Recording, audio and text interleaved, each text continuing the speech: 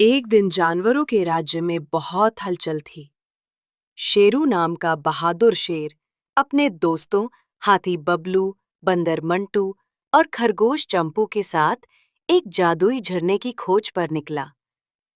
कहा जाता था कि उस झरने का पानी पीते ही जानवरों की ताकत दुगनी हो जाती है। लेकिन रास्ता बहुत कठिन था।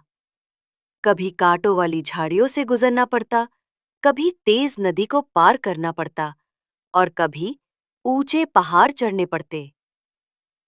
मंटू ने ऊंचे पेड़ों पर चढ़कर सही रास्ता दिखाया, बबलू ने अपनी सूंड से पुल बनाया और चंपू ने अपनी तेज दौड़ से सबको खतरे से बाहर निकाला।